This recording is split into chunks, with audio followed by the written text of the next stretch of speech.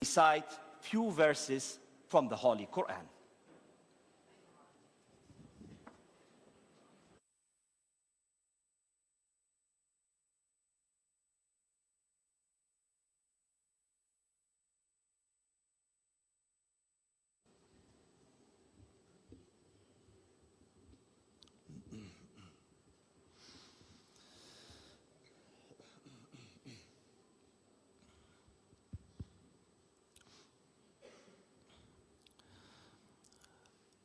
أعوذ بالله من الشيطان الرجيم.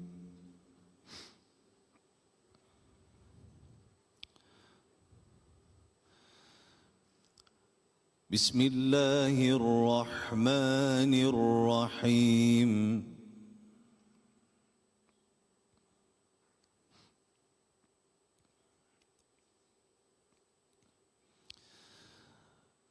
واعتصموا بحبل الله جميعا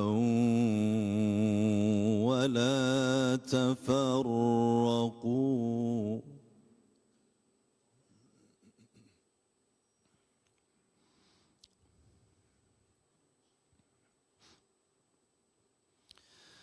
واذكروا نعمة الله عليكم إذ كنتم أعداء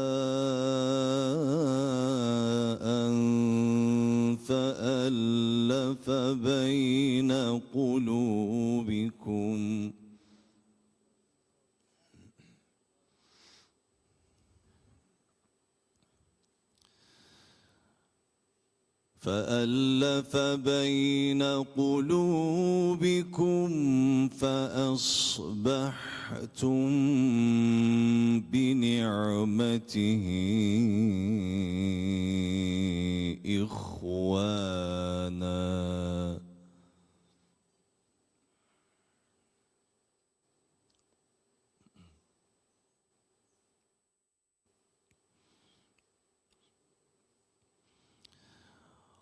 وكنتم على شفا حفرة من النار فأنقذكم منها.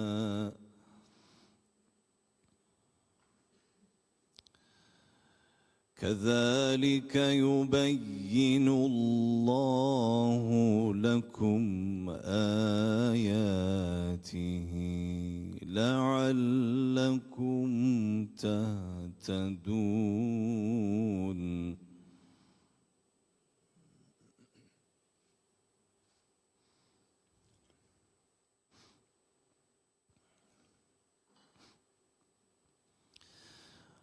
ولتكن منكم أمة يدعون إلى الخير ويأمرون بالمعروف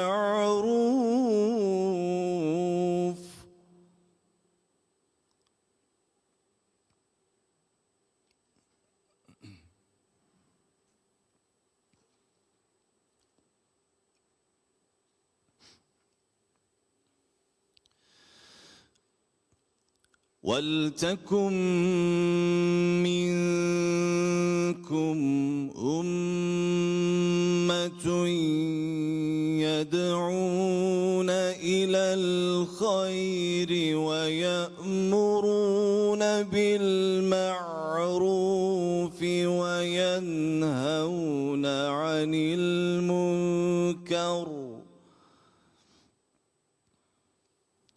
وأولئك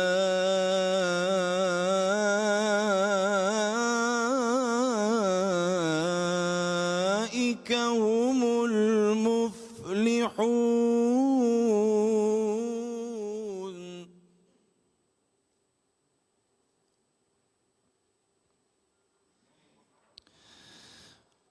ولا تكونوا كالذين تفرقوا اختلفوا من بعد ما جاءهم البينات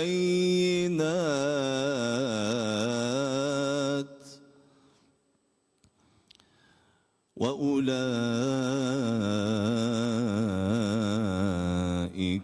لهم عذاب عظيم.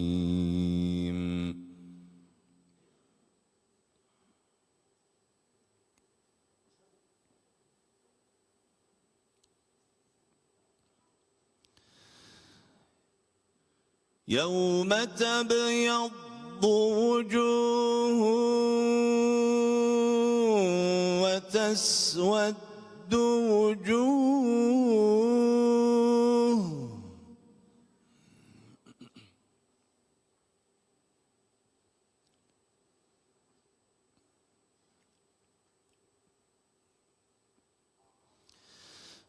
فأما الذين اسودت وجوههم أكفرتم بعد إيمانكم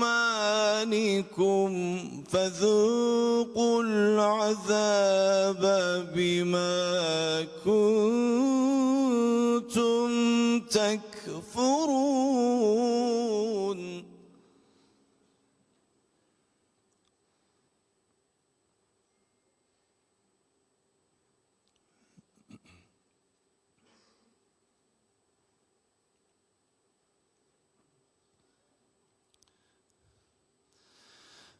وأما الذين ابيضت وجوههم ففي رحمة الله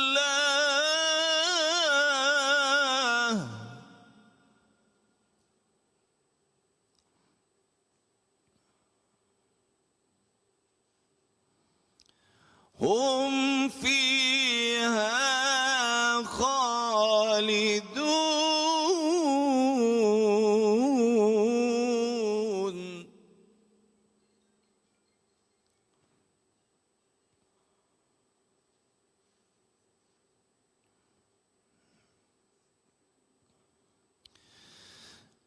تلك آيات الله نتلوها عليك بالحق وما الله يريد ظلما للعالمين.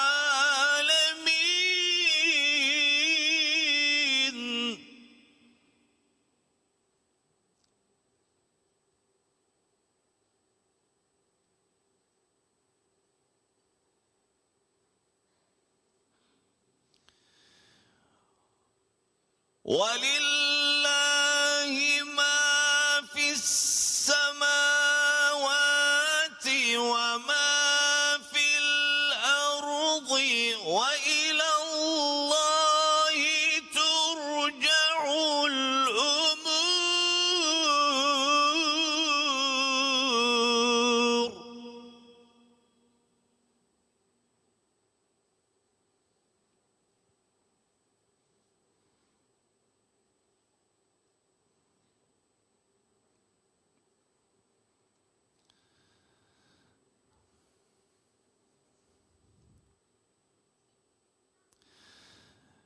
كنتم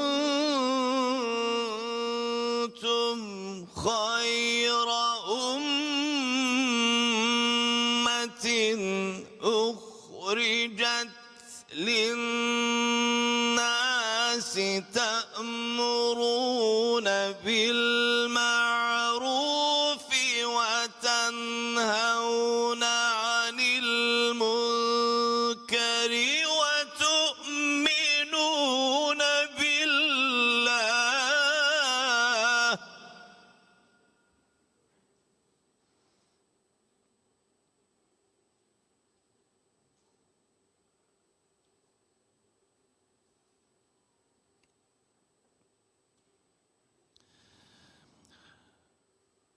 ولو آمن أهل الكتاب لكان خيرا لهم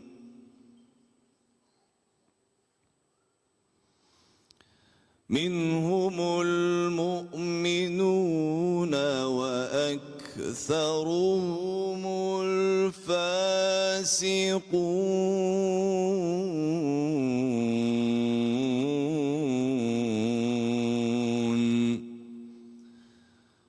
صدق الله العظيم. الفاتحة.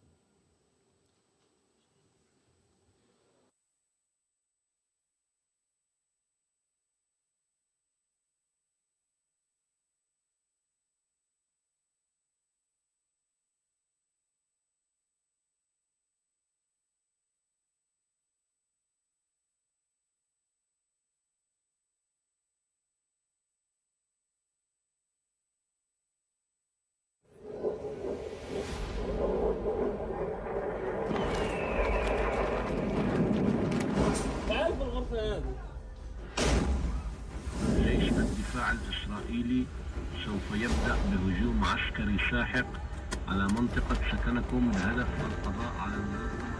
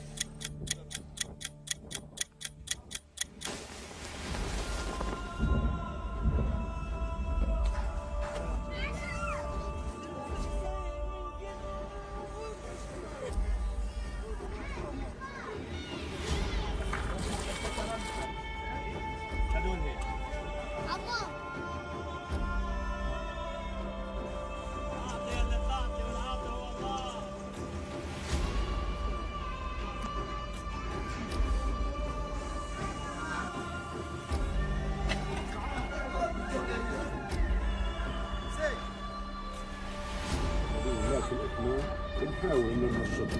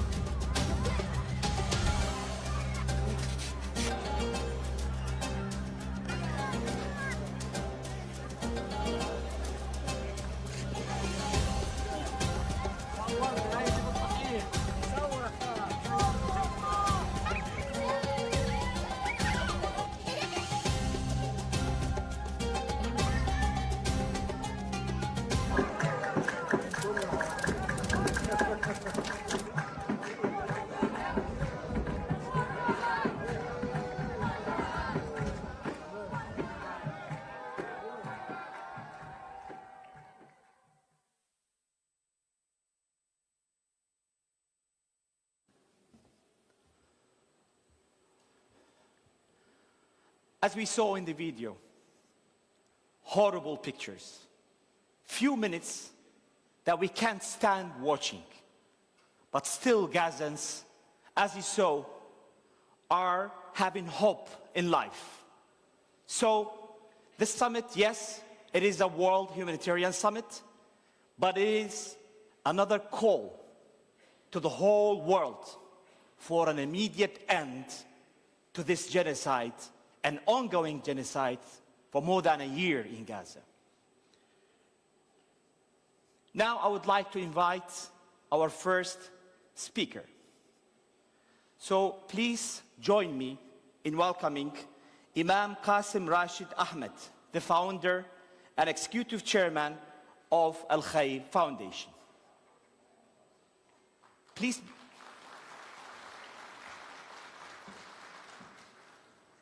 be reminded that the translations is available outside, so feel free to collect it. هناك الترجمة الفورية في الخارج يمكنكم أخذها.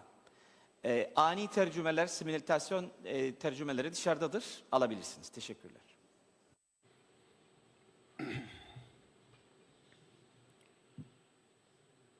Bismillahirrahmanirrahim. Elhamdülillahi Rabbil alemin. والصلاة والسلام على رسوله الكريم وعلى آله وصحبه أجمعين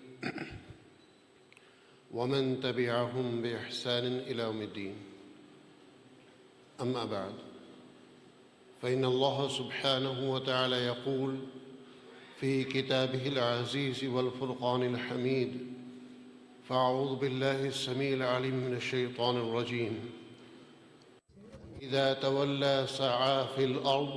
We seek refuge in Allah from the evil, and if there is anyone who's creating conflicts on the earth, Allah would never like and please with this conflict. And Allah says that we should cooperate in khair, and we should not cooperate in evil doing. Our Prophet, peace be upon him, said,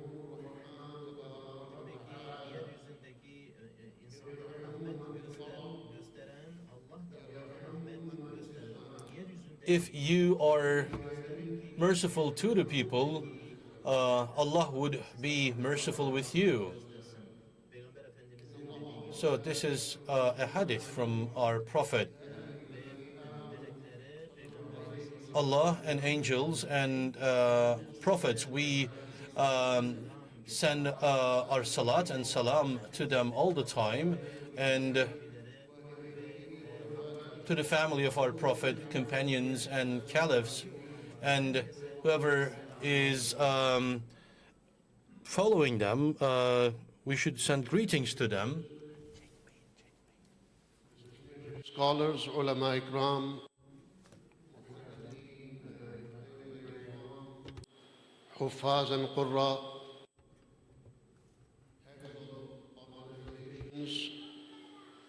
community members, elders, brothers and sisters and children, from the depth of my heart and on behalf of Muslims of UK and Europe, Assalamu alaikum wa rahmatullahi wa barakatuh. It is my great honor to launch this event today, Gaza the day after. You know, the humanity at the moment is searching for itself. Humanity is looking, where am I on this planet Earth? For many years, especially since 2001, we have heard the definition terrorism. We have heard the words terrorists. Yet up to now, nobody has been able to define exactly what is the terrorism. If anyone wants to see the true meaning, not only in words but in action, in reality, the definition of terrorism then look at it what's happening in Gaza and Palestine, what's happening in Lebanon. Allah subhanahu wa ta'ala says in Al-Quran, وَإِذَا تَوَلَّى سَعَى فِي الْأَرْضِ لِيُفْسِدَ فِيهَا وَيُهْلِكَ الْحَرْثَ وَالنَّسْلَ وَاللَّهُ لَا يُحِبُّ الْفَسَادَ. This is exactly what is terrorism. When a person, he struggles and runs around the country or around the world, and he tries to basically create distraction, not only to human lives, but agriculture and buildings and historical sites and everything. This is what terrorism is. I hope, inshallah, that in these 2 days, we coming together will be able to brainstorm and come to the terms of what has happened and what is the next, how we can move forward and how we can assist people of Gaza. I would like to have your attention especially for next 30 seconds. This next 30 seconds will summarize the concept of this conference. The real reasons of this conference are two, and both of them are worse than each other. First reason is that rest of the world, and the rest of the world I mean Muslim world, Muslim community, Muslim individuals and families, we as Muslims have become norm to it, have become immune to the situation of Gaza. I'm not talking about only in donation side. Donation is just one aspect of it, and that is not the main purpose of this conference. I'm talking about the feeling, the presence of people of Gaza in our hearts and minds has come out. We gone back to our normal daily life and normal daily routine while people of Gaza are suffering. You know, when a country suffers an earthquake, what is the situation of that country within first 24 hours? That has been the situation of Gaza for last 400 years, not only 400 years, but 40 years. Sorry, 400 days and up to 40 years. Last 400 days, complete distraction. Every single hour, there is an earthquake in Gaza. And we carrying on as normal. That is one reason for this conference, that we need to realize that people of Gaza needs our du'as, our actions, our attention. Second and more important reason, the enemies, along with its allies, they want to destroy Gaza completely, vanish people of Gaza completely, make basically Gaza free of Palestinians. They want to destroy the lives which they have achieved up to a certain extent, but whatever is remaining, they want to finish that. They want to finish the job, and by finish the job means either kill them or kick them out of the country, out of Gaza. This is what enemy wants. But we as Muslims around the world have settled in our mind that this is the future of Gaza. We ourselves think that people of Gaza eventually has no choice but to leave Gaza, to flee Gaza, or otherwise die over there. And this is very, very, very dangerous phenomena in us. If enemies are planning something and we accept that as basically as a future of Gaza, then it's very dangerous. You know, that's why it is said that to be hopeless from the mercy of Allah subhanahu wa ta'ala is kufr, is rejection of Allah subhanahu wa ta'ala. And the ummah, the way they are looking at people of Gaza now, hopeless about basically their future, is rejection, is kind of kufr. We need to come out of it, and we need to believe in Allah subhanahu wa ta'ala. أَمَّنْ يُجِيبُ الْمُضْطَرَّ إِذَا دَعَاهُ وَيَكْشِفُ السُّوءَ وَيَجْعَلُكُمْ خُلَفَاءَ الْأَرْضِ.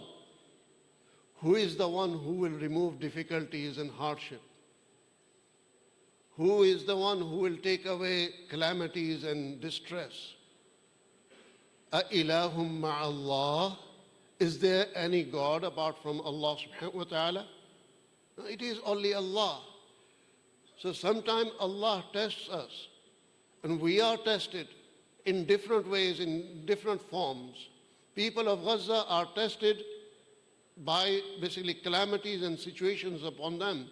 We are also tested how we react to it.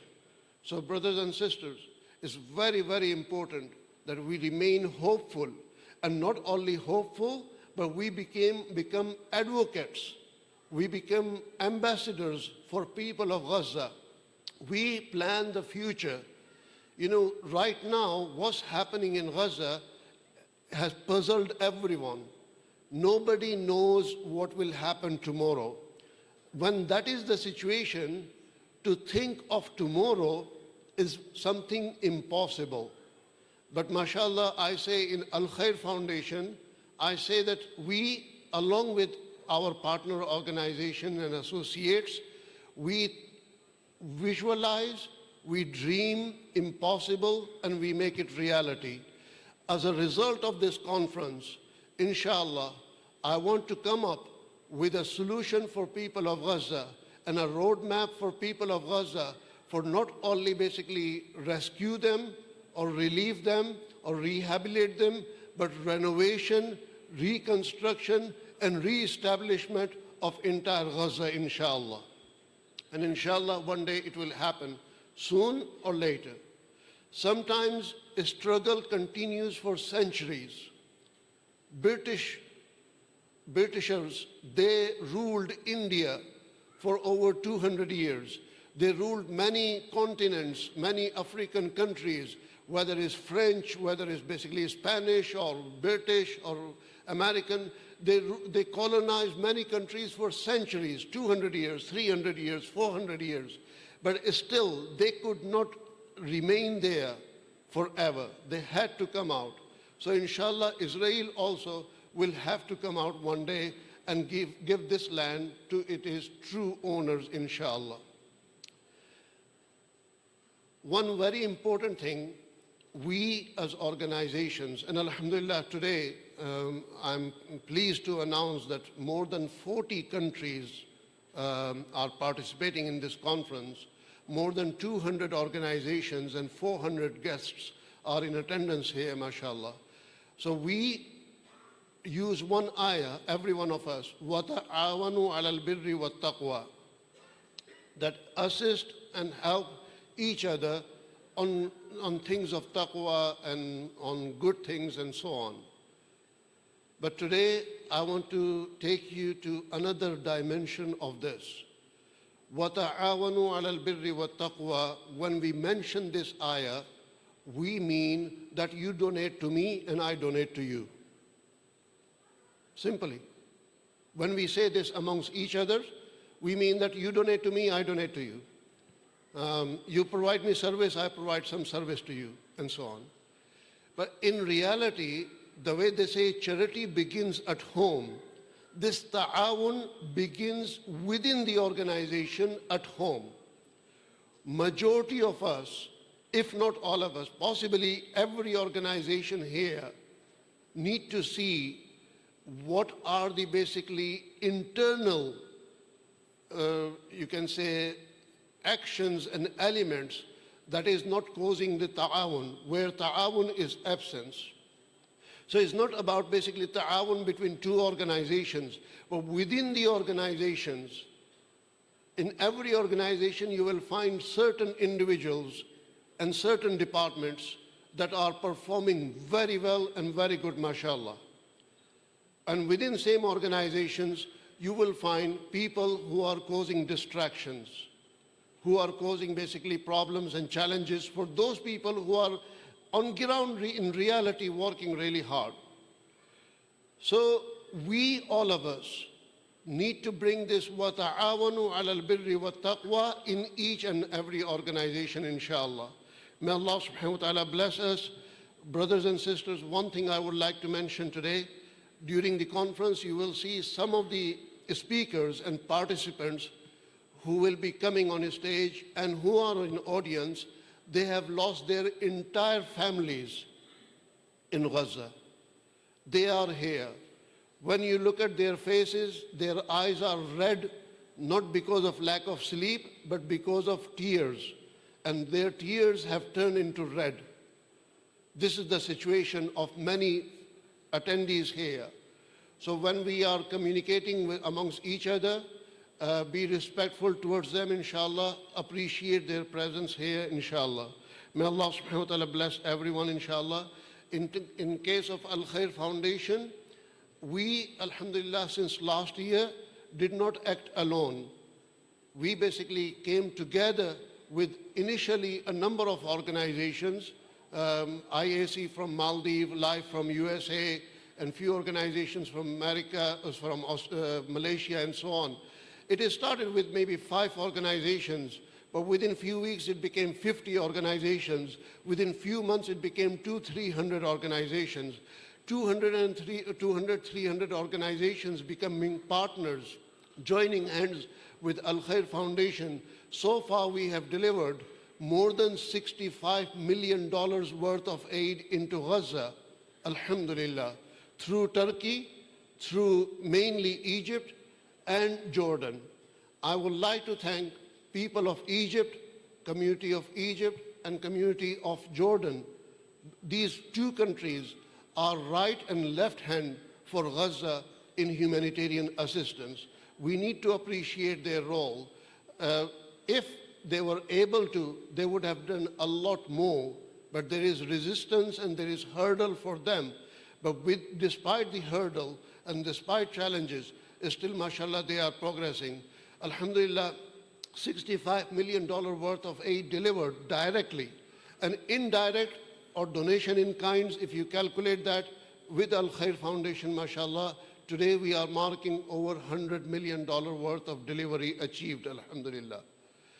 Moving forward, in next coming days and few weeks, right? Few weeks, I mean few weeks by, that you can count on one hand. In next few weeks, inshallah, we from Al Khair Foundation would like to deliver at least 100 lorries. And within few months, at least 300 lorries. So far, 600 plus lorries have entered into Gaza from our side, 685 or nearly 700. Inshallah, we want to cross 1,000 lorries before Ramadan, inshallah. I hope that everyone can join us, inshallah. 100 lorries is our pledge for the next chapter. I hope, inshallah, you can match this and double this, inshallah. Jazakumullah al-khair, inshallah. I'll be available to meet every one of you. May Allah subhanahu wa ta'ala bless you and reward you. Please pray for people of Palestine. May Allah subhanahu wa ta'ala make free Palestine free. May Allahumma anqidh al-masjid al-aqsa min qabdat al-ghasibin. Ameen ya Rabbil Alameen. Wassalamu alaikum wa rahmatullahi wa barakatuh.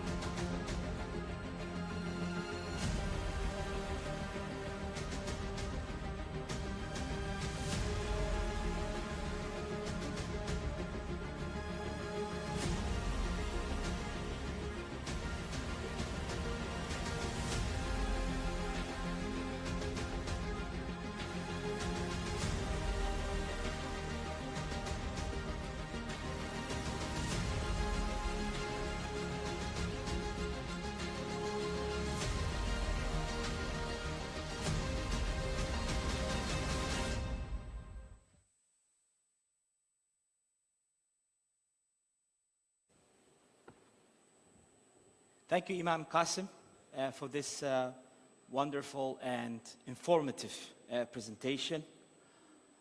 Hospitals in Gaza. We know the names now, by the heroes who are working in those hospitals, by the journalists who tells us about those hospitals. I am sure all of you know about Shifa Hospital. I'm sure all of you know the Ma'madaniya Hospital. And I'm sure that you know that one of the names of the hospitals, Al-Ahli Al-Arabi. So our next speaker is one of those heroes, one of those doctors. But as you know, unfortunately, he can't be with us here on the stage to hear directly from him. So I would like to invite him online, Dr. Fadl Nuaim, the consultant of orthopedic surgery at Al-Ahli Arab Hospital. Please sit back and observe.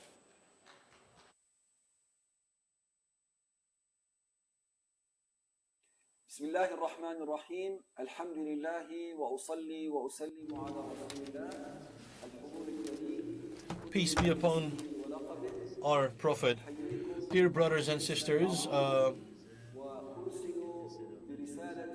I send the salam of Allah to each and every one of you, and I'd like to send you a message of revival from Gaza. Every family has suffered one martyr at least, and every mother has lost at least one child. Every woman lost their husbands, and every doctor lost their families. So the Zionist power is struggling to destroy all the infrastructure that we have, and a lot of our hospitals have sustained a lot of damages. And the health sector specifically is being attacked by the Zionist powers, and they are basically destroying the infrastructure of the hospitals. So they want our health system collapse altogether. The health system, before this attack, it was suffering from a lot of problems, and because of the siege, we did not have access to a lot of medicine, and likewise developed devices. So Zionist powers, Israelis, they hit the infrastructure of Ahl al-Arabi Hospital like many others. They bombarded our hospital, and they injured 500 Palestinians and killed many. So the hospital was out of service altogether, and Israeli powers, they want to destroy all the hospitals in Gaza, and large hospitals like Shifa, like Nasser, Qudus, Kamal Adwan, these hospitals, and Al Auda, and small health centers, the whole health system is about to collapse. That is altogether. Likewise, we had some small hospitals. Ahlul Arabi Hospital is providing health services, by the way, and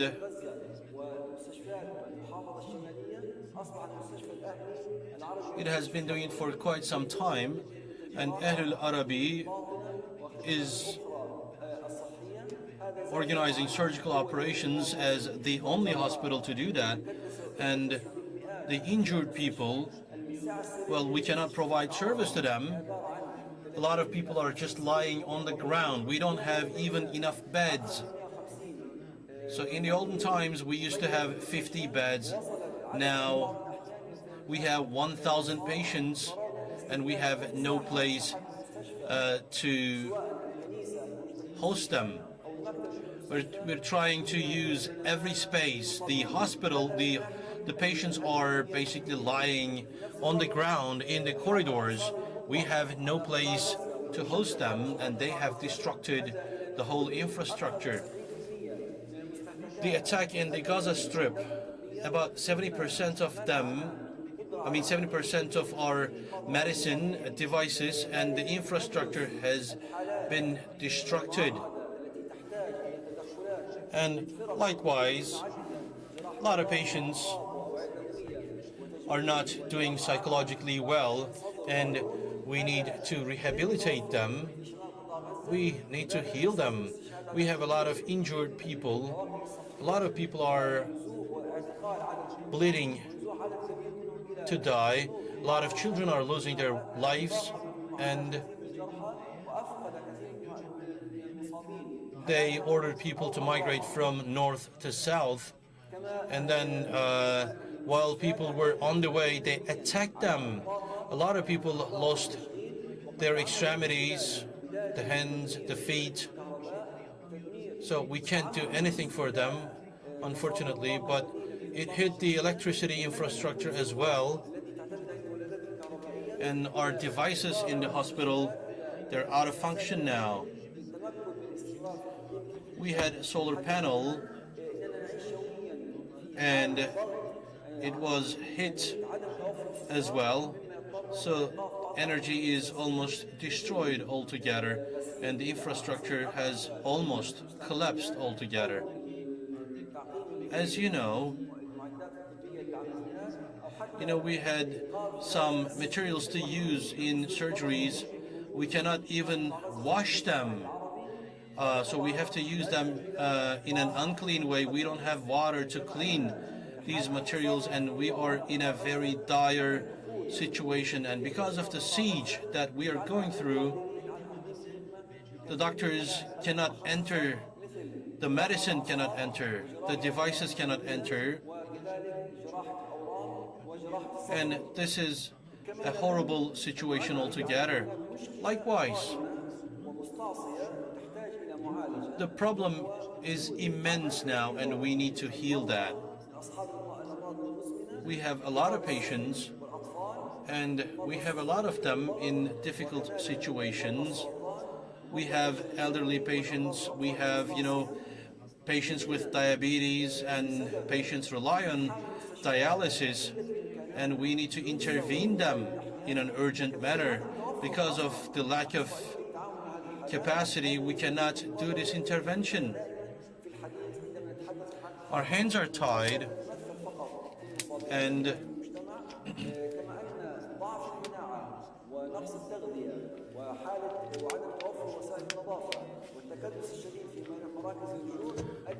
we also suffer from starvation. We have scarcity of food and fresh water. And then this brings a lot of diseases, a lot of infectious diseases.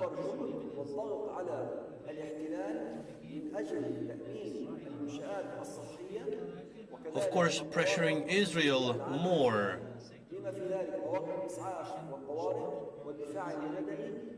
Would maybe make them keep the health sector outside their attack. Of course, we need to provide infrastructure and medicine as well, and we need to open up our borders and get medical devices and medicine. Of course, we need clean materials as well. A lot of materials that we use in surgeries, we need them ASAP, urgent. So we need to organize training programs as well. The doctors coming in should be provided a training. So to intervene in complex situations, we need to provide some information, and we need to have technical teams, specialists, and we need to repair the broken down material as well. So a lot of fire happened, and we have a lot of patients out of that. So we are calling out to you from Palestine. So whatever you do would be accepted by Allah as khair. Thank you.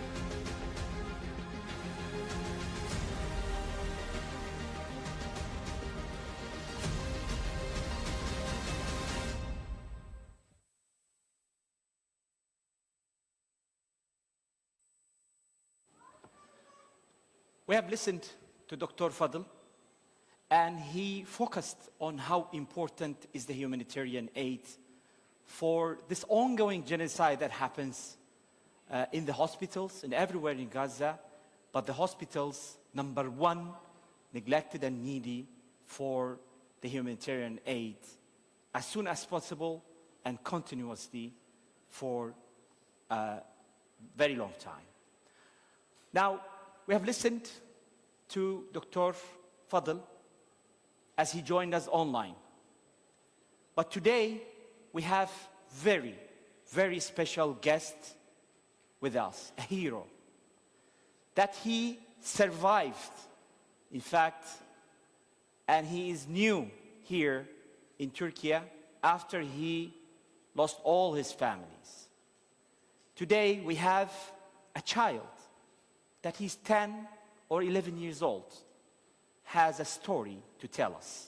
So I want a warm hands of a clap, and I know that will be a touchy message, but let's encourage him while I invite Shihabuddin Abu Muammar on the stage. Please join me in welcoming him.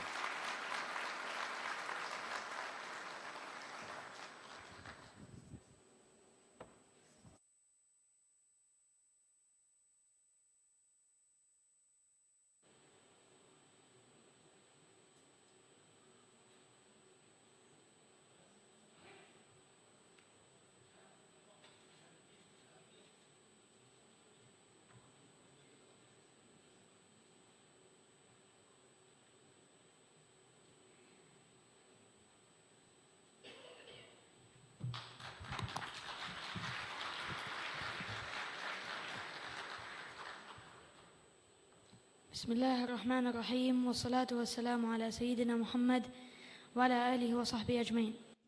May the blessings of Allah be upon you. My name is Shabeddin Al-Mammar. I've come from Gaza, Palestine. I am 12 years old. I've just arrived to Turkey, to Istanbul. All of my family were martyred, and I am the only survivor. Now, I was under the debris. I saved my life. I stayed under the debris, and I'm here to talk about my life. Now, we see the massacres and slaughters all the time. You see the genocide in front of your eyes.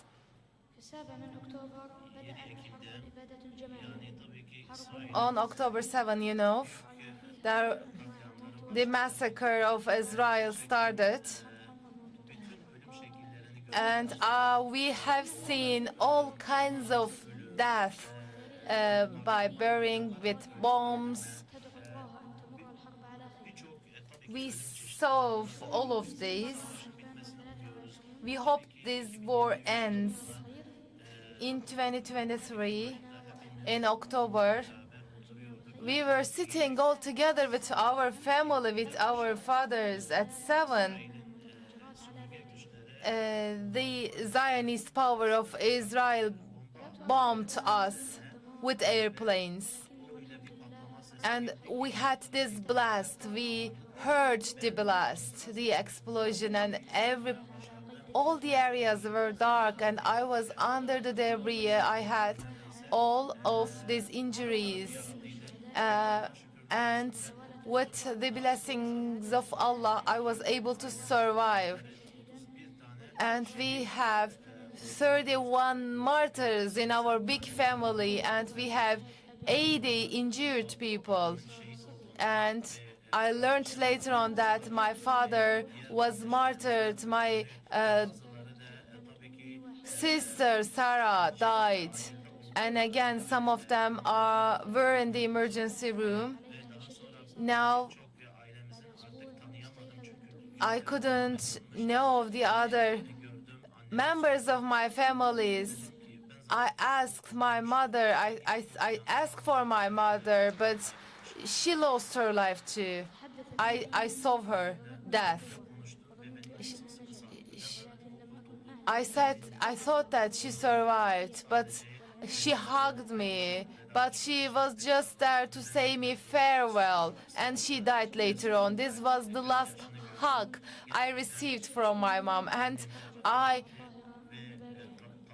also saw her fears, and she is in heaven now, and my life collapsed at that time. I really had very tough times. I was in sorrow, but I know that all of them are in heaven. They are waiting for us in heaven. They are preparing our seats in heaven. So we will not lose our hope. We are going to reach our victory. We are going to achieve. We are supporting. We are defeating for Al-Aqsa. We are defeating for Gaza. So we will not surrender. So if one day Allah Almighty asks, we will say that we lost our lives in your path. We are martyrs now, because we need to prepare ourselves for this day. Because when Allah asks you, where were you, you should answer properly. That is why you need to work for that day. As the voice of all the oppressed people in Gaza, I am here today. I would like to convey a message to you. And for all the people who are responsible here, I would like to thank them as well, and I would like to thank them. And we also would like to say that as the orphans, this is the message of us from the orphans of Gaza to the President Erdogan. Thank you so much.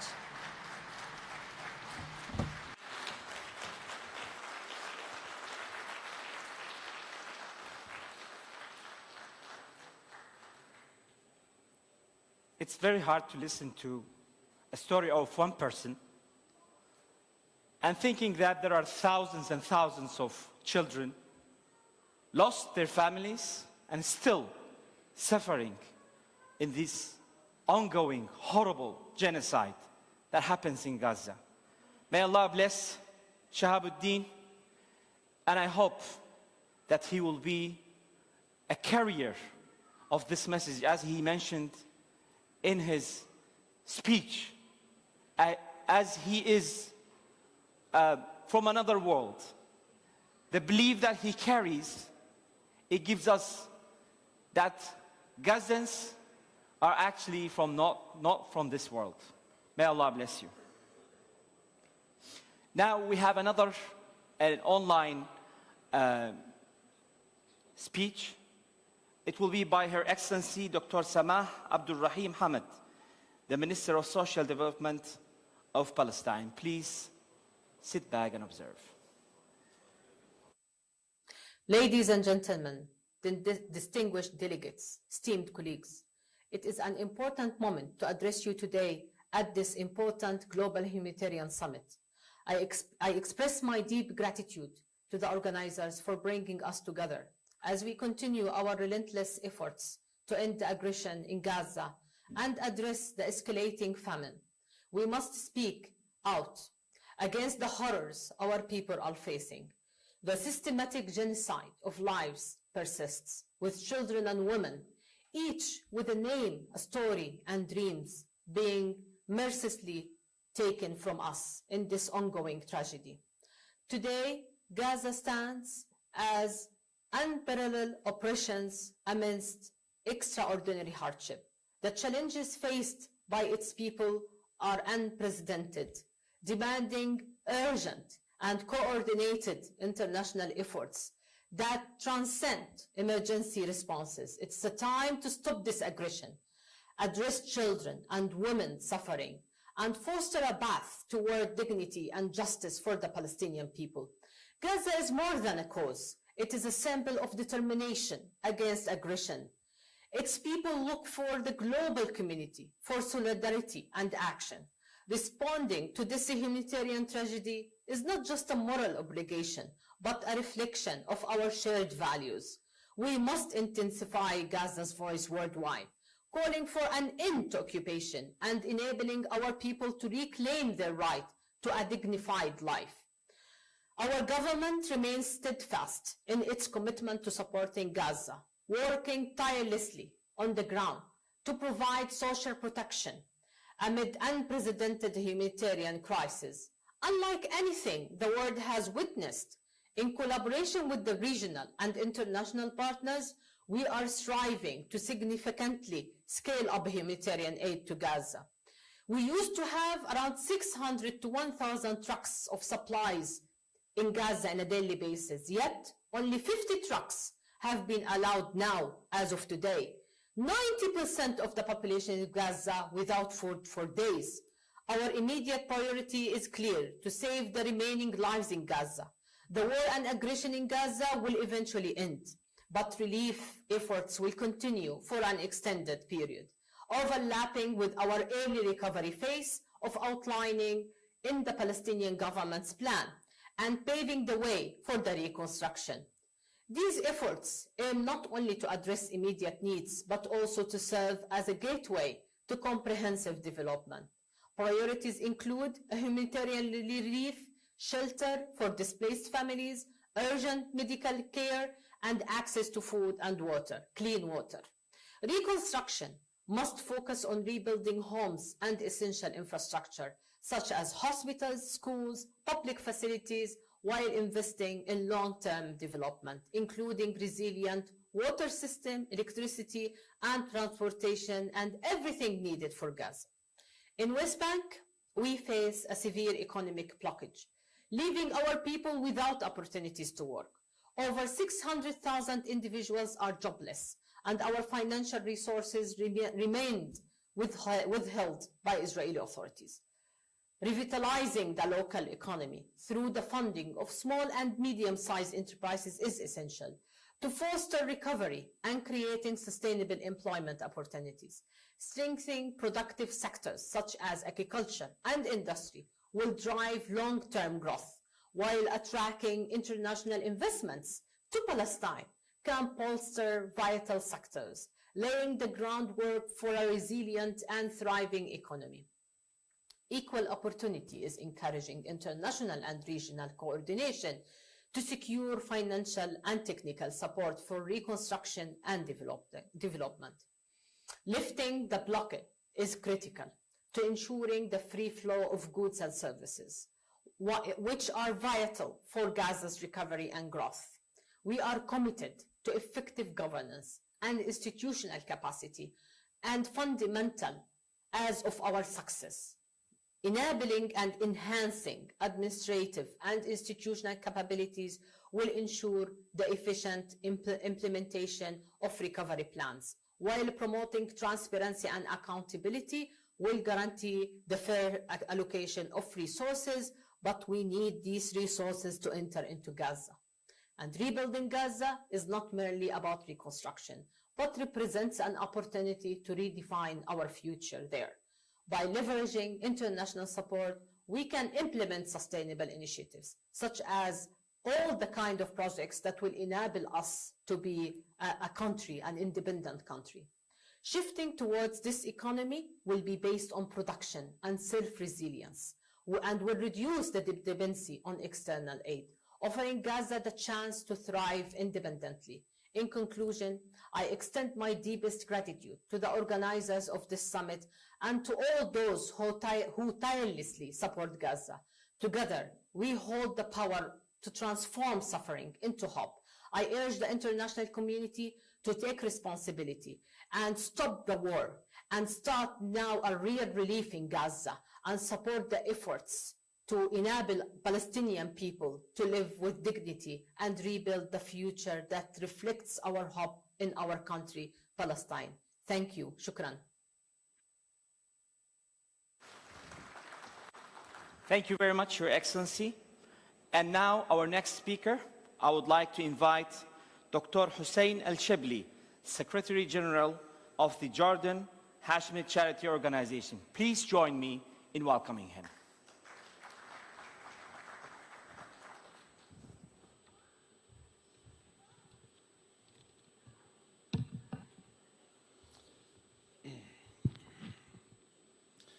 بسم الله الرحمن الرحيم والصلاة والسلام على سيدنا محمد وعلى آله وصحبه الكرام الطيبين. بداية يمكن كنا محضرين كلمة باللغة الإنجليزية تحاكي الموضوع ولكن الحمد لله. May the blessings of Allah be upon you. I will speak English normally, but when I see your faces, I decided to speak in Arabic, continue in Arabic. I am very grateful to be together with you, distinguished minister, and I am very grateful for the Republic of Turkey because Turkey is always supporting us, extending its hand to us. And Turkey is setting an example, a model for the world in terms of extending humanitarian aid. And I would like to thank Al Khair Foundation as well, and the Jordanian Hashemi Charitable Organization, our organization, has always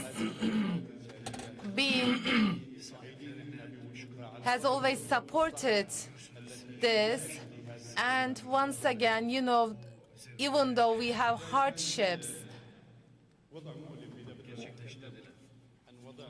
in the world, we are trying to organize this program, and successfully we were able to organize this program. And you know, the situation in Gaza, it is an unprecedented incident. It hasn't been seen, it hasn't been experienced in the world until now, because we see the violence of human rights, that they did everything in Gaza. This is reality. This is not a dream. This is not a product. This is not. This is a reality, and we have seen the sorrow, the sadness of the child. The child talked about what he had gone through. We just saw that because, for example, if an earthquake happens in any place of the world, there are many humanitarian aids going on. But in Gaza, we have the disaster. We have this earthquake, I will say, for over 400 days, and nobody is trying to help them, and nobody is trying to halt these dramatic incidents happening in Gaza. And so your family can die, your family can lose their lives. There is not any kind of security, so that there is hunger there is famine there, and there is slaughtered and massacre there, and people are being displaced in Gaza. People are burning, people are being tortured in Gaza, and it is happening in Gaza now. So it is like before October 7, after October 7. You know, there was the blockade before October 7. There was need for help, but they were exerting their efforts at that time, even though it is small scale there. There were many trucks. They were trying to convey humanitarian aid. They were able to enter, but now, unfortunately, there is nothing there. Everything has been collapsed, and people are dying out of famine. They cannot find any food. And there are many countries, and then we appreciate their stance. Of course, they are trying to reach the aids. And then in the borders, they are trying to open the gates, and they are trying to reach the aids, but it is not enough. This is not enough for Gazan people. So that is why we have gathered here today. We are gathered here to talk about the people of Gaza, to help them to reach the humanitarian aid. As the NGOs, as the individuals, we learned something, and we heard many things, and now today we have representatives coming from 40 different countries, and we have over 200 NGOs today, and there are many representatives coming from different institutions and different organizations. Why are we here? Because we believe in the call. We believe in Gazan people, and we believe in the case of Palestine, so that we will support them. We should do something immediately. We shouldn't stop. So when we look at Jordan, since October 7, we have tried to establish humanitarian corridor there.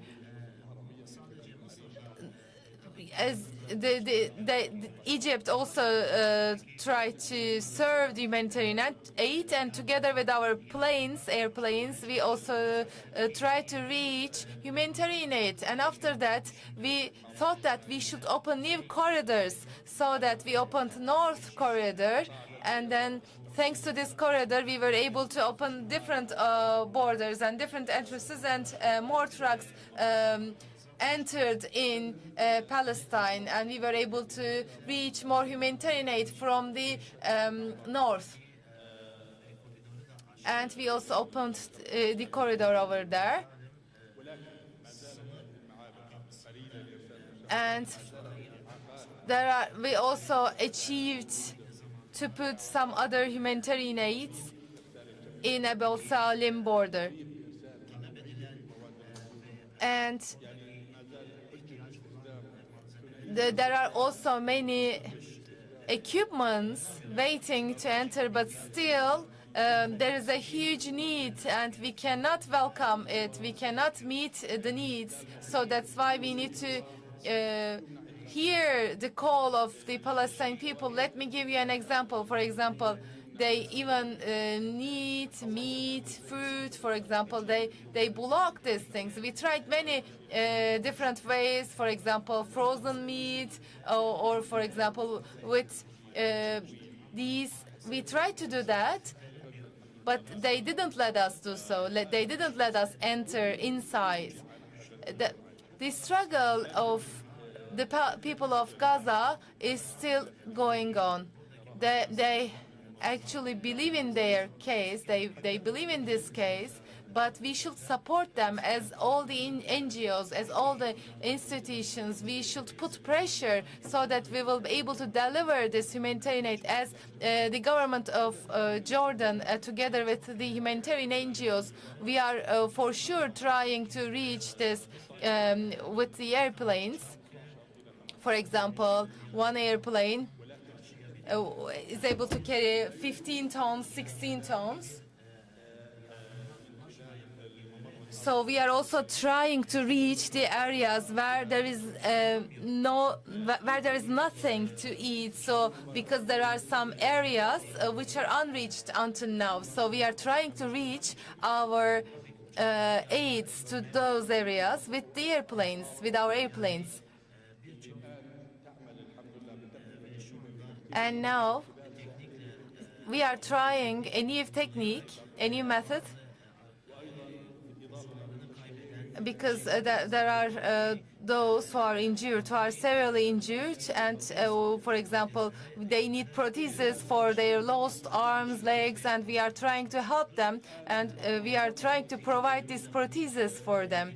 And our technical teams are also exerting great efforts for this. And as the governments, as the states, as the NGOs, we should collaborate, we should sign agreements, we should cooperate, because Gaza needs that. We should put a pressure so that we will be able to reach these aids immediately. We can only succeed if we collaborate, if we show solidarity, otherwise it wouldn't be possible.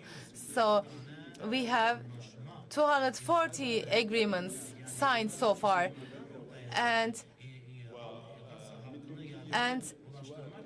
we are here to reach the aid. That is why we signed these agreements. That is why we are gathered here. That is why we organize these conferences. It doesn't matter. It can be either in the United States or Europe. It can be anywhere. We have Islam, we have community of Islam, we have Muslim people all around the world. So we should come together. We should bring our energy together, and we should continue. We should show determination. We should persevere, and we should reach these aids. Because we are in this sector. We are dealing with humanitarian aid, and we should focus on Gaza because we should support Gaza. We should come together as these people. We are here to facilitate their life, and as the government and state of Jordan, we are trying our best, and we will continue to do so. And this is the call for the whole humanity. We should unite, we should cooperate, and we should continue our cooperation. Once again, I would like to extend my gratitude to Turkish Diyanet Foundation, and again, the distinguished President of Diyanet, and I would like to thank each and every one of you for your participation, and I would like to thank you for the support you have shown to us. We are ready. If there's anything that falls on our shoulders, if we are going to have an agreement, if we are going to have any kind of collaboration, we are here to do so.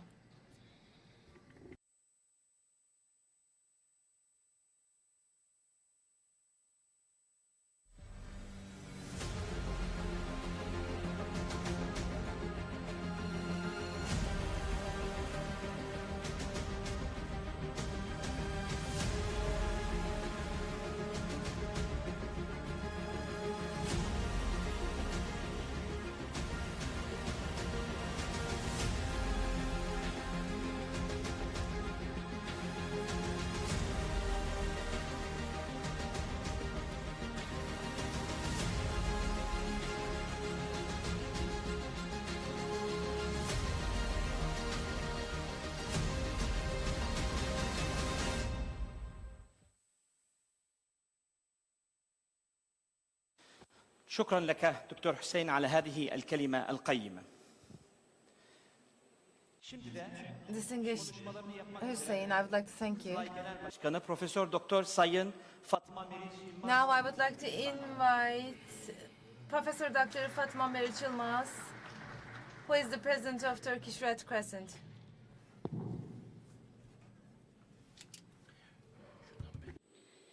Değerli başkanlarım, uluslararası insan Distinguished presidents, dear representatives of the international NGOs, dear guests, our brothers and sisters, I would like to welcome you all wholeheartedly, with affection, with regards, on behalf of Turkish Red Crescent. We have gathered here today to support Gaza. In all of our conscience, this wound has been in our hearts, in our minds for a long time. 14 months ago, we were talking about open-air prison, and it was not possible for us to go in or to go out. People were at their homes, and they were waiting whether there'll be any bombs on their houses. So the children were shaking, and then they stand upright, and then they were looking for us, then they were looking for help from us. So these were the days we have gone through, and international organizations have tried their best to help, but we had many difficulties. We can enunciate it because we all tried to find a way to support Red Crescent.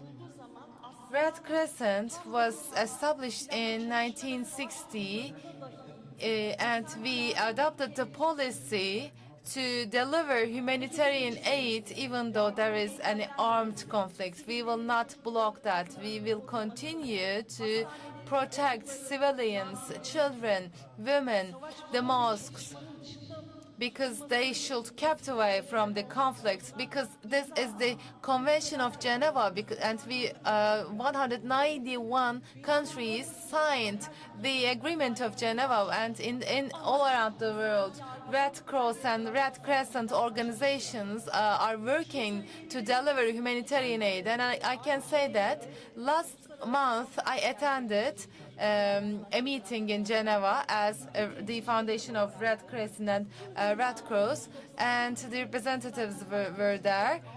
And as all the representatives underlined, together with all of our speakers, actually the speeches were similar to each other, because it is not aligning with international law, and we are going through many tough days. And as Mr. Shark said, Mr. Shabeddin said that my mother and my father are in heaven, and when I will meet Allah, I will say that I am here as a martyr, and I can say that. What are you going to say? So this is the essence of our gathering.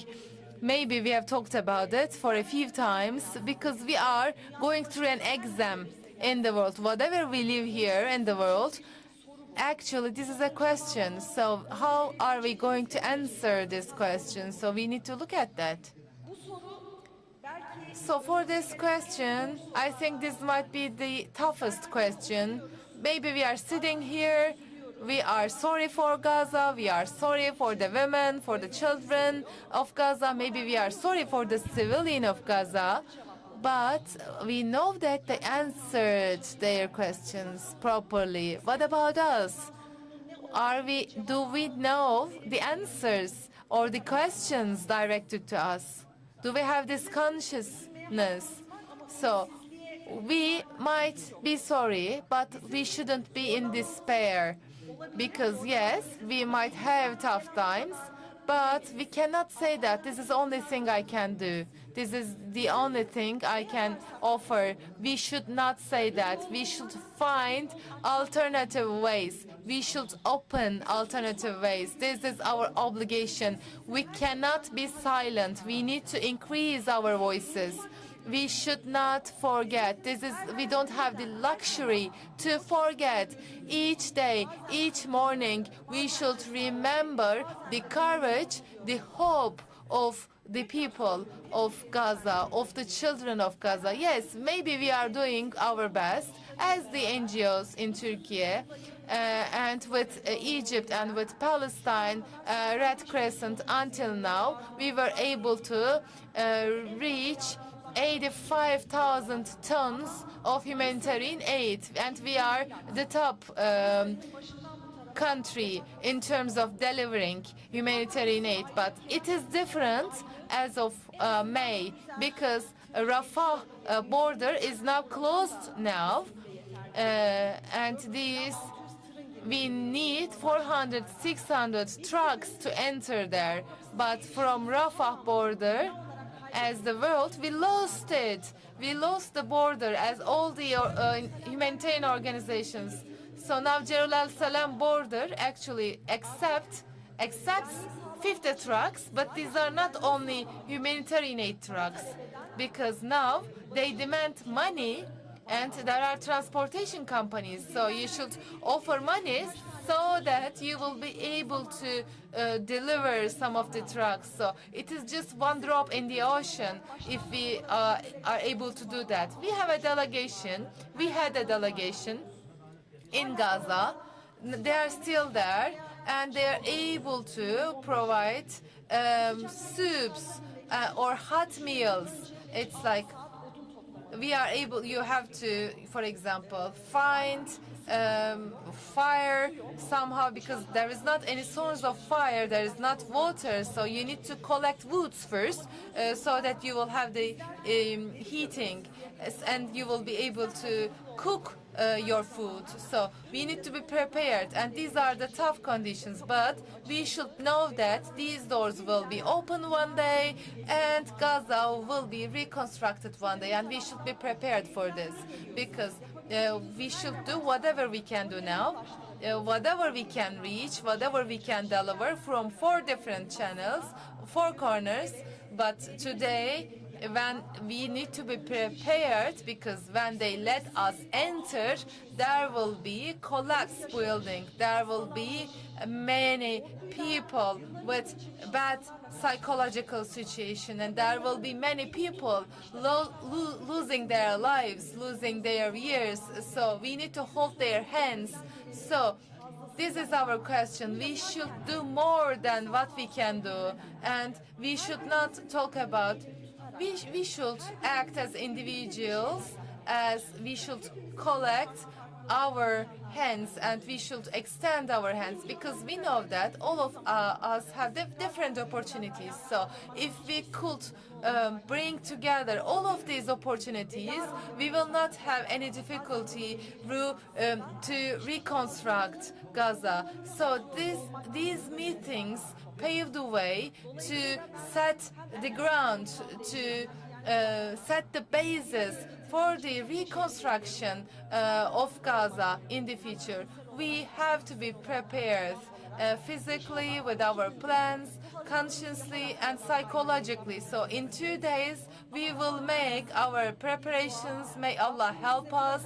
May Allah help us ease our minds while living here. So we will see the need, we will see the impatience inside of ourselves, so that we will act sensitively even after this conference. Once again, I would like to welcome you all, and I would like to extend my deepest regards to each and every one of you.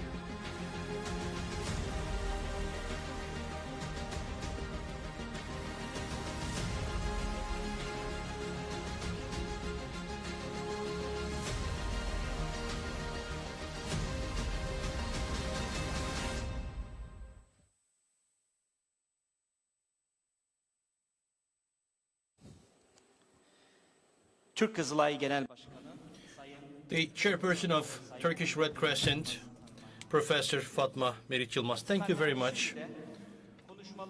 Now, I would like to invite the chairman of the Directorate of Religious Affairs and the chair of the Board of Trustees for Diyanet Foundation, Professor Ali Erbaş, onto the stage.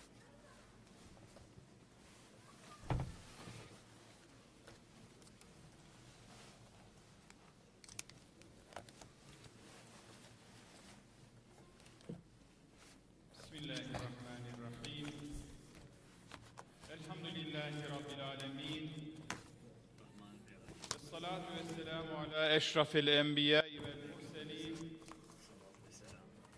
سيدنا محمد وعلى آله وأصحابه أجمعين.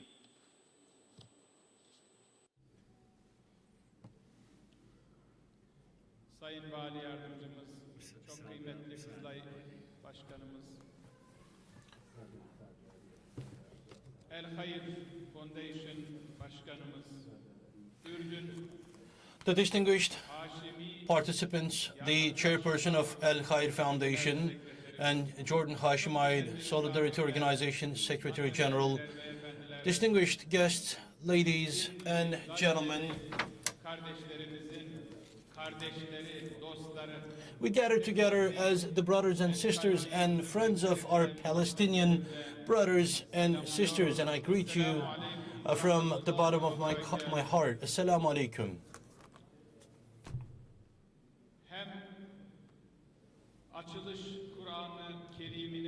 In the opening, there was a recitation of Quran, and in the recitation, we heard this verse a lot of time, and the previous speakers mentioned that as well.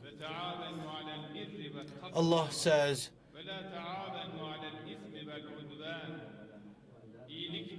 cooperate in good and taqwa, and in evil and animosity do not cooperate. So, this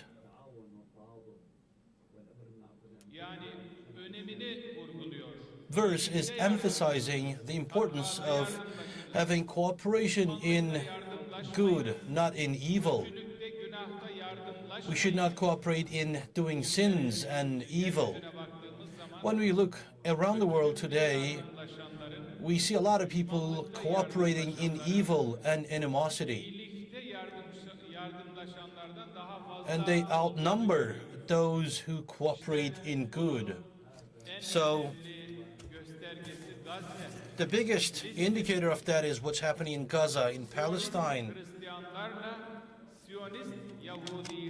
Both Zionist Christians and Zionist Jews gather together and they massacre people regardless of whether they're women or children. They bombard innocent people. This is basically cooperating in evil. Throughout history,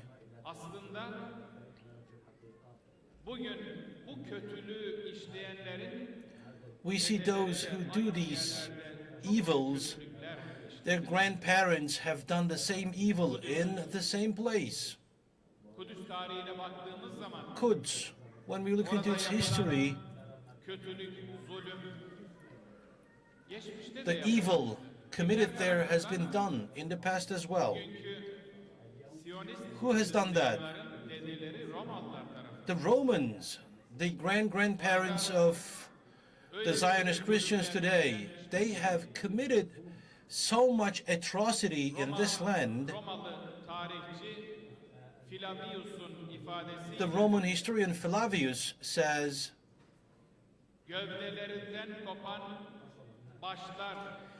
heads were rolling, chopped from the bodies, and then the blood coming out of these bodies have turned into a lake.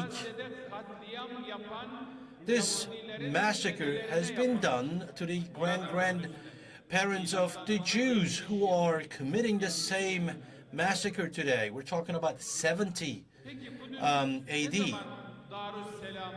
So when did Kudus become Dar es Salaam?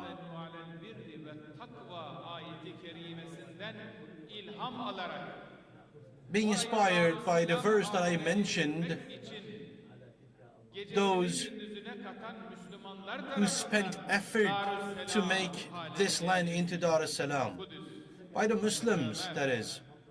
Caliph Omar, right after, 5 years after the passing of our Prophet, 5 years after his passing in 637, Quds came under Muslim rule, and Jews, Christians, and different cultures and sects, a lot of people lived in peace. That is until 1099. That is 4 centuries. In 1099,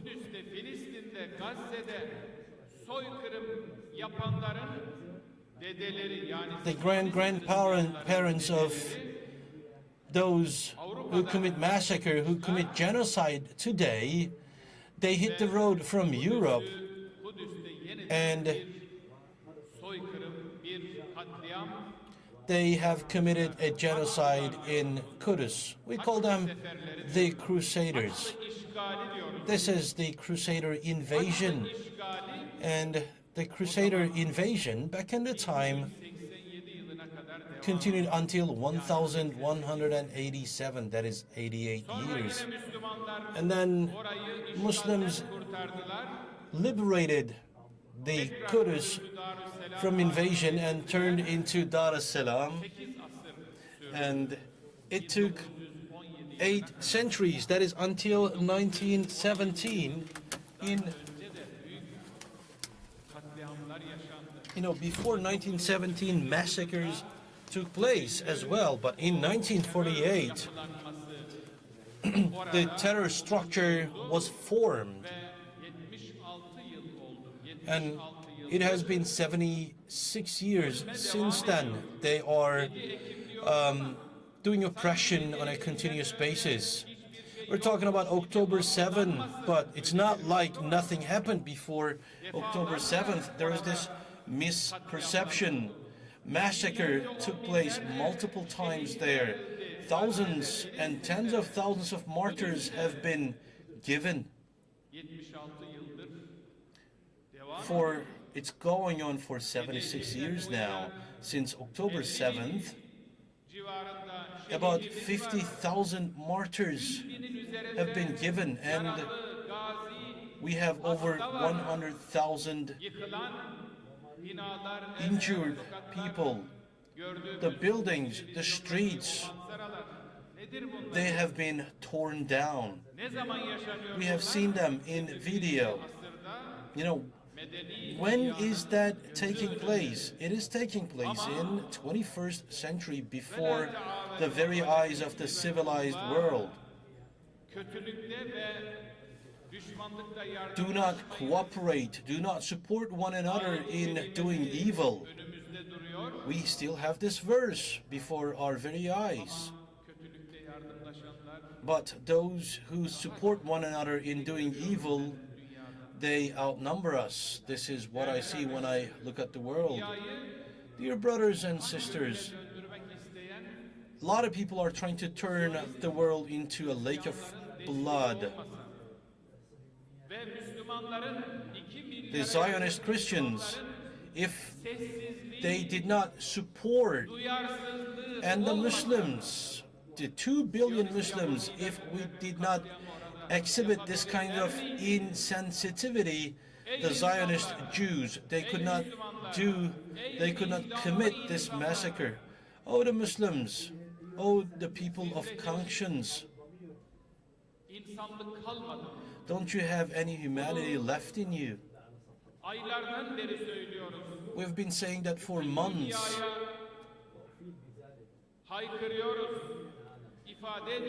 We are screaming this reality out to the rest of the world. But those who support one another in doing evil, they keep doing what they do. Oh, the Muslims, oh, the people of conscience, let's follow this command of Allah. Let's cooperate with one another. Our Prophet says,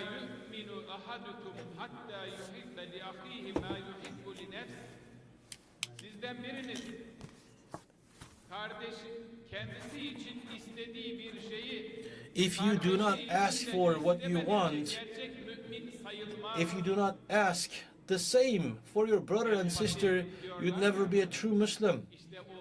Empathy, they call it today. So the source of empathy was provided by Allah, provided by the Prophet of Allah.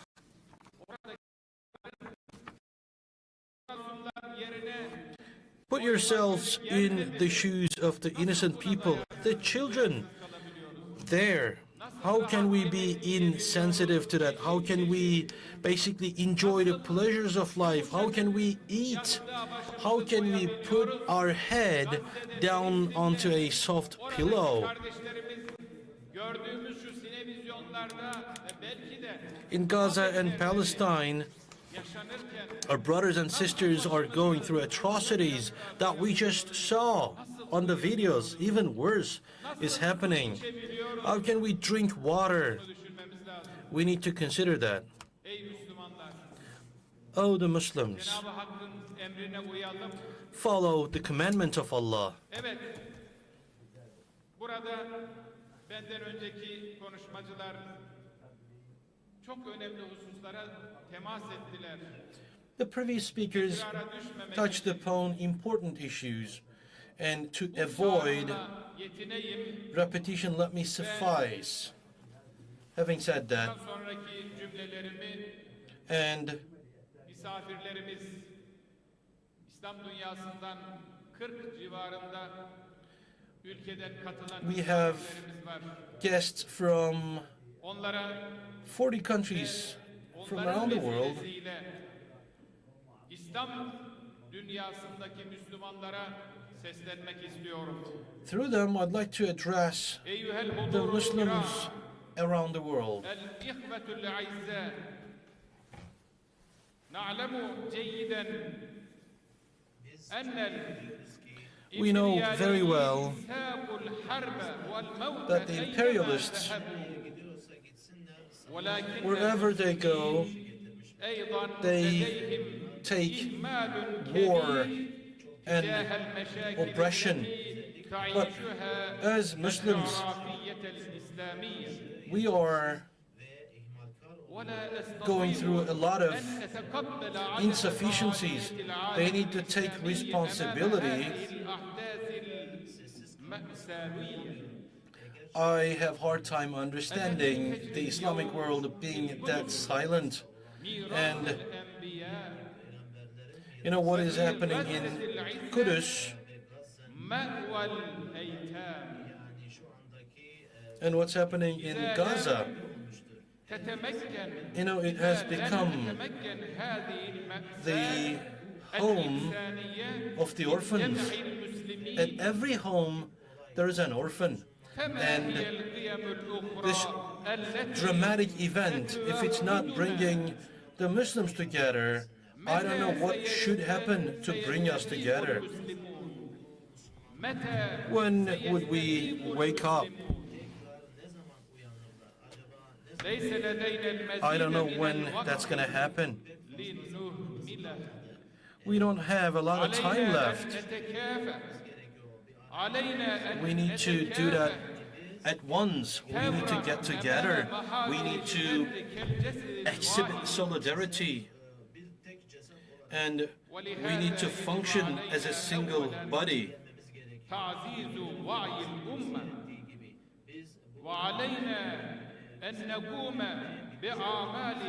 So we need to raise awareness on that.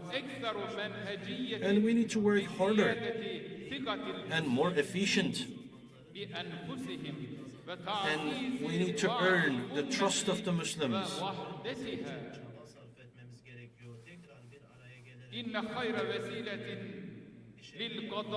We need to do something altogether. This evil, we need to destroy that, and the only way to that is cooperating in doing good, and that requires getting together. So, very importantly, the people of high donation, they need to get together and work together. They need to support one another in doing good. If we do that, we would exhibit very much developed projects, and especially on the issue of education and on the issue of empowering the family, we need to get together. This is very important because everything starts with the family. And for the issue of Palestine, we can do an international intervention. At the same time, of course, all the civilian demands, we need to support them. Everyone is protesting today, and we basically need to move with them.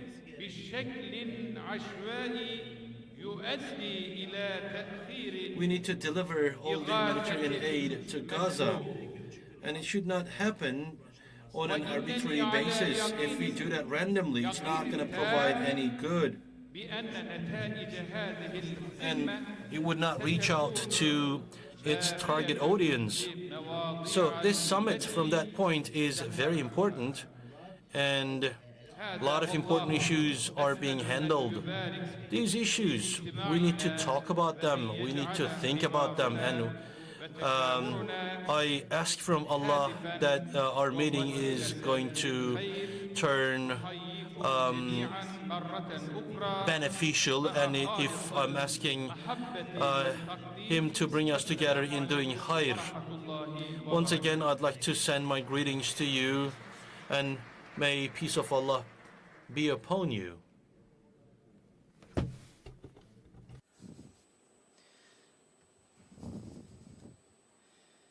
Türkiye Diyanet İşleri Başkanı ve Türkiye Thank you very much, Professor Dr. Ali Erbash, the chairman of Diyanet and the Diyanet Foundation.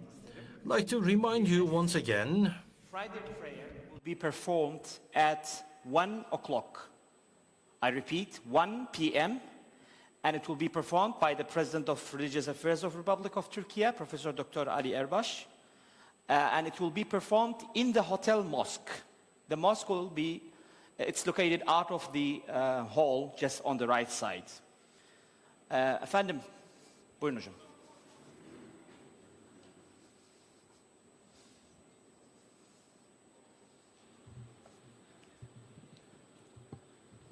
İnşallah biz Türkiye Diyanet Vakfı olarak as Turkey Diyanet Foundation, ile Gazze'ye 100 tır yardım malzemesi göndereceğiz. we are going to send 100 trucks of assistance to Gaza. İnşallah. Yine El Hayr And Foundation likewise, Başkanı'nın yine as the chairman of El Khair Foundation faaliyetini ifade ediyor. mentioned, I'd like to 100 tır talk yardım about malzemesini Gazze'ye one of their activities as well. They promised that they are going to send 100 trucks of assistance to Gaza as well. May Allah accept what we do, and at once we get rid of this oppression. Our brothers and sisters in Gaza and Palestine, they get out of this dire situation. Quds and Masjid al-Aqsa to liberate them. May Allah give us unity and togetherness. So His Excellency announced, as you heard, that he is donating as Diyanet İşleri Foundation 100 trucks donation to Gaza, and also Al Khair Foundation will be donating 100 another trucks donation to Gaza. May Allah bless you, and I hope that, as you all mentioned in your talks, that these doors of Gaza will be open soon, so we have more and more way to, allow those trucks and those humanitarian aids to enter Gaza. As Her Excellency also mentioned that 100, 200, 300, 400, we need more and more to be reaching the Gazan peoples, inshallah. So I've mentioned that Jum'ah prayer will be at 1 o'clock. فقط للتوضيح سوف يكون أداء صلاة الجمعة الساعة 1 وسوف يؤديها رئيس الشؤون الدينية التركية الأستاذ الدكتور علي أرباش في مسجد هذا الفندق الذي يكون على يمين هذه القاعة.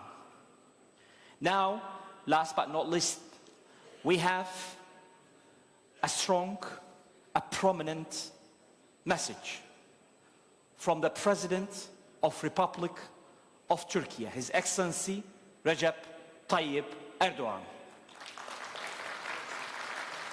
So I would like to invite you all to observe and listen to his message. Bismillahirrahmanirrahim. Sevgili kardeşlerim, kıymetli misafirler. Distinguished brothers and sisters, dear guests, I greet you from the bottom of my heart, on behalf of my person and on behalf of my nation. Thank you very much for the kind invitation, and I wish the summit is going to be very successful, and starting from our brothers in Gaza, I hope this summit is going to bear fruit. This is what I ask from Allah. From around the Islamic world, a lot of people honored our country, and I'd like to welcome them. The future and reconstruction of Gaza,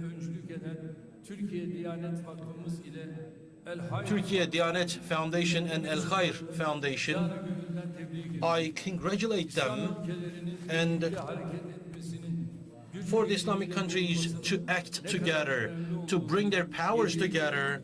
We realized how important that is since October 7th, 2023. We observed that once again. before the eyes of the whole world. About 50,000 brothers and sisters have been martyred. Most of them were women and children. And Israel bombarded the civilians directly, and with that more than 100,000 innocent people have been injured. And in Lebanon, the numbers exceeded 3,500. The prayer houses, the schools, and the hospitals, anything about civilian infrastructure was targeted by Israeli attacks. And on the face of these attacks, as Turkey, we are in full solidarity with our brothers and sisters in Palestine. In the last year, we're trying to extend our hand to our brothers and sisters in Gaza. We sent 86,000 tons of aid material, and we are one of the countries with the highest amount. In Lebanon, the number exceeded 1,300 tons. For the Islamic countries to act in unison, we are moving on with our diplomatic efforts. In Palestine, until the invasion and massacre ends, and until an independent state of Palestine, whose capital is East Kudus, until this is established, our struggle is going to be maintained. This summit, I hope, is going to provide support to us in our effort. Once again, I'd like to thank all the participants of the summit, and I greet all our guests with love and respect. Thank you.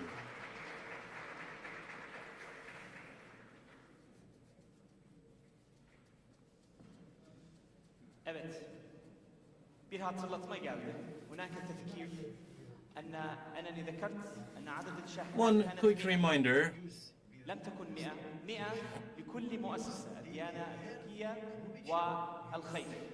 وفي ذلك So each institution here are going to have their own 100 trucks. So Al Khair Foundation is going to send 100 trucks, and Diyanet Foundation is going to send 100 of its own trucks. We will have assistance from Jordan as well. We'd like to thank Jordan for, especially for letting the assistance in.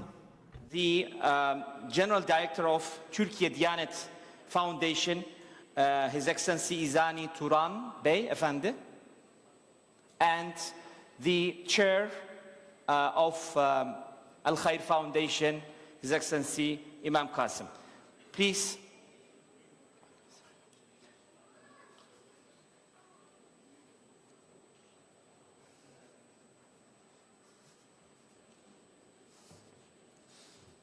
Buyurun burada biraz. Now I will invite Ayasofya Mosque, the Imam and Khatib who recited the Quran, Bünyamin Topçuoğlu hocamızı sahneye davet ediyorum. Buyurun hocam. Muhtemelen ayrılmıştır, cumadır. Doğru, evet. Now I would like to invite our dear hero, friend, child, and I don't want to call him anymore child. He's our hero for today, Shahabuddin Abu Muammar.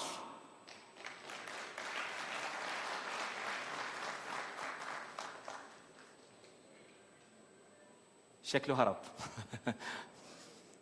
Okay, so we use the time.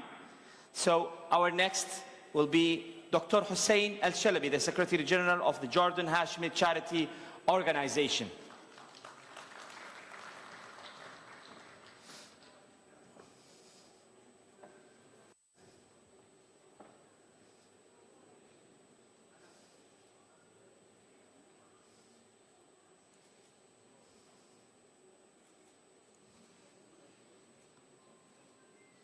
Thank you very much. And now I would like to call the President of Turkish Red Crescent, Her Excellency Fatima Meriç Yılmaz. Oh, okay, he's allowed. Okay, so you can do it together, inshallah. Beraber şey yapalım.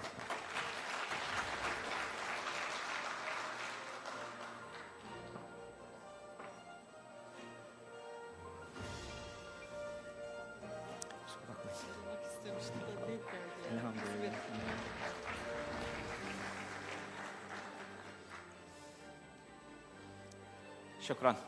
Buyurun hocam.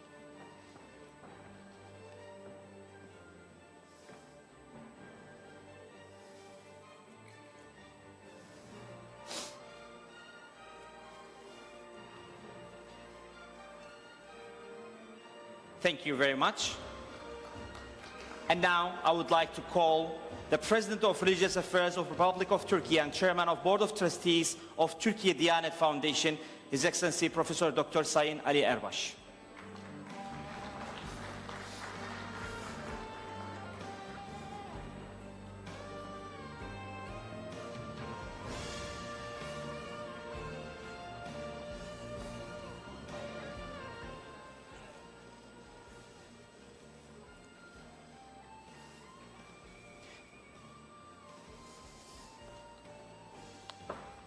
Thank you very much. Cuma'dan sonra yapılacak herhalde. Okay, there is a request. So let's have a photo session quickly for our speakers and for our guests.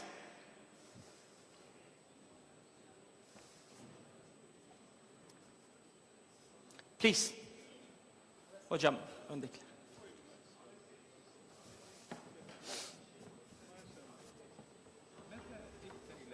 Ne zaman geldiniz? 8. ayda hocam.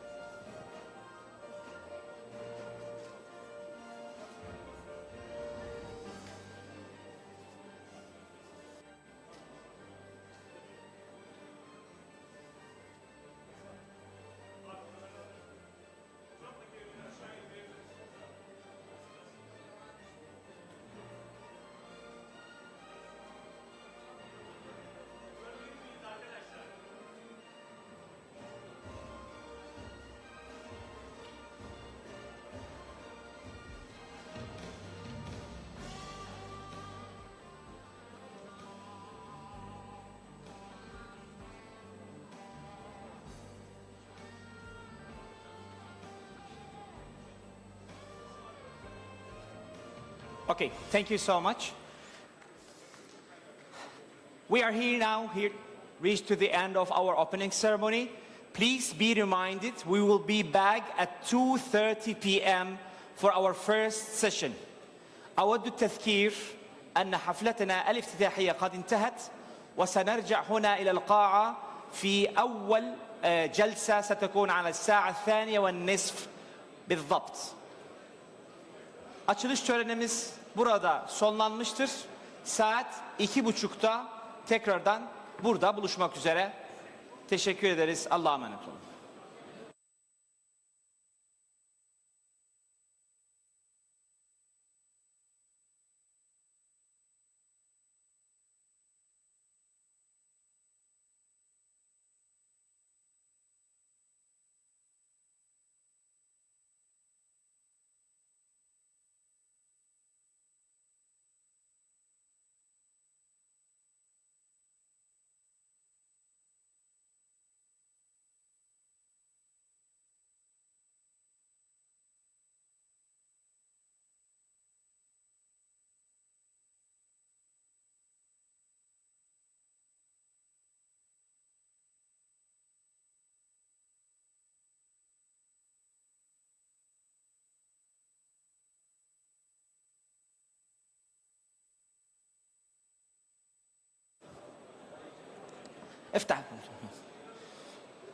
Evet, tekrardan hatırlatıyorum. Saat 1'de inşallah salonun çıkışının sağ tarafında Diyanet İşleri Başkanımız tarafından eda edilecek Cuma namazı kılacaktır. أعزائنا الحضور أود التذكير مرة أخرى على أن صلاة الجمعة ستؤدى في مسجد هذا الفندق على اليمين من هذا القاعة. Dear friends, I would like one more to remind you all that the Jummah prayer will be performed at 1 o'clock by the President of Religious Affairs of Republic of Turkey. It will be inside the hotel's masjid on the right side from here. Thank you very much.